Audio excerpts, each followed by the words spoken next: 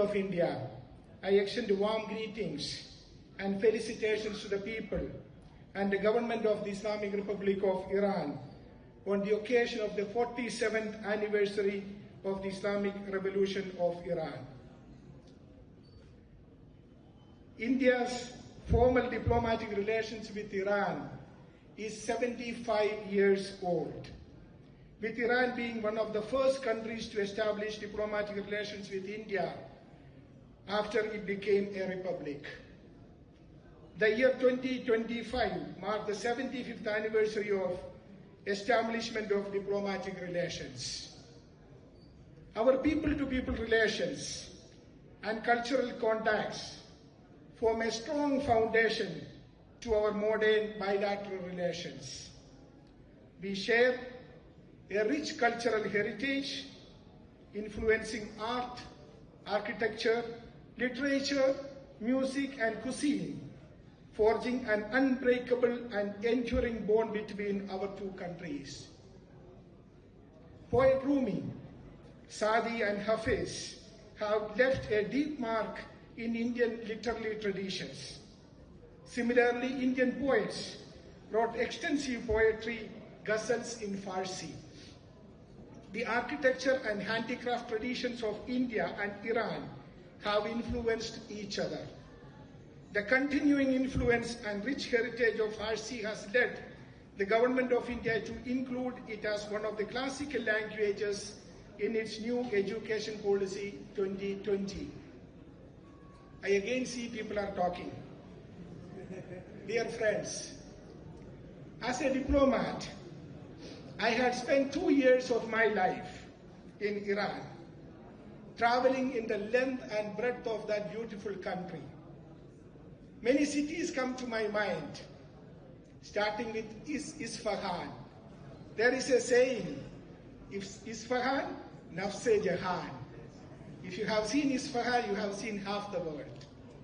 There are other cities, Mashhad, Zahidan, Bandar Abbas, Chabahar, of course, Tabriz, and Shiraz, Persepolis. So many cities I traveled.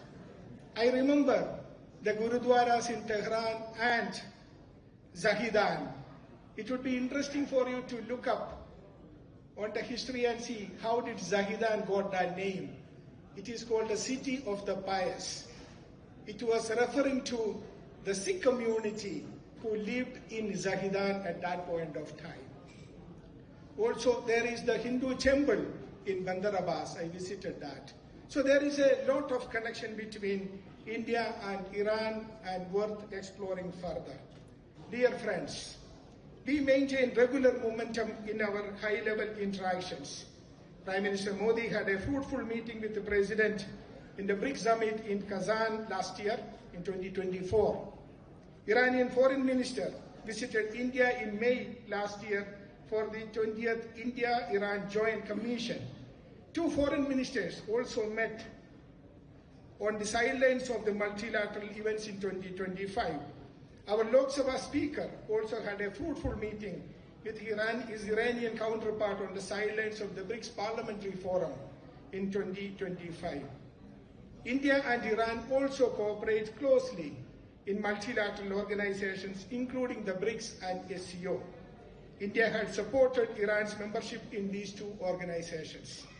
As India is the BRICS chair this year, we look forward to cooperating closely with Iran. We are happy to welcome the Iranian delegates for the first BRICS Sherpa meeting, and we look forward to fruitful bilateral engagements with them during the meetings. Iran's participation in the previous editions of the Voice of Global South summits reflects again our common responsibility and shared commitment to work towards empowering developing countries and promoting the interests of the Global South on the world stage. On economic and commercial cooperation, despite India being amongst Iran's largest trade partners, our economic engagements have room to grow further. We have also been working closely to expand cooperation in agriculture and other sectors. Ladies and gentlemen, as we are all aware, we are in a journey. an Amrit Kal journey. Next 25 years, we are on the march to become a developed country. We have a long way to go, but we are making steady progress as a country which is growing 7 to 8% for the last 20 years and plans to grow for another 20 years in that steady growth. Just imagine for ourselves, what would be the cumulative growth if you grow 8% for the next 25 years? We would definitely be a developed country. For us to achieve that, we need to build our partnership. We need to fight against terrorism. Cross-border terrorism is a major problem the international community faces today, we face today. India's message to the world is clear. We have zero tolerance towards terrorism. That is one of the first steps that is required for any country to grow and grow with us. So the exchanges between India and Iran, exchange of students, artists, athletes, scholars and tourists between India and Iran, it has been growing. India continues to support capacity building initiatives for Iran, including through our ITEC program and through the ICCR and other programs. India and Iran have obligation and potential to work towards the betterment of our two people and the world at large.